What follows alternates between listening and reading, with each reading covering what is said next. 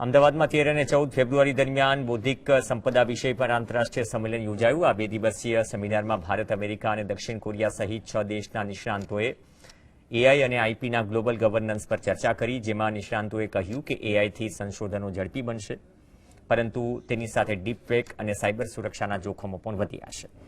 છેલ્લા 5 વર્ષમાં ગુજરાતમાં પેટન્ટની વધતી સંખ્યા એ વાતની ગવાહી છે કે આપણું યુવાધન હવે કોપીના બદલે ક્રિએટ કરવામાં માને છે.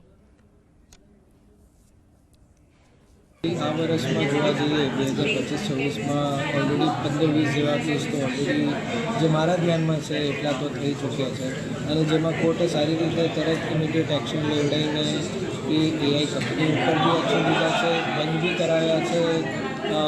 બધા વિડીયોઝ તરતને તરત ઓનલાઈન જે હતા એ બધા વિડ્રો પણ કરાવડાયા છે. એટલે court is also very active, એ બધું બંધ કરાવવા માટે સક્ષમ છે આપણા અહીંયાની આઈપી. એઆઈ બેઝડ ઇક્વિપમેન્ટ્સ અત્યારે ખરીદી રહ્યા છીએ કે જેના કારણે એ સેલ્ફ લર્નિંગ ટૂલ હોય અને જે પોતે જ બધી ડિફેક્ટો શીખી લે કે ભાઈ આ ડિફેક્ટને મારે આઈડેન્ટિફાઈ કરીને જુદી પાડવાની, જેથી કરીને ધારો કે માણસ થાકી ગયો હોય તો સાંજે એ ડિફેક્ટને આઈડેન્ટિફાઈ ના કરી શકે, પણ એઆઈ બેઝ ટૂલનું અત્યારે ખૂબ જ મહત્ત્વ છે.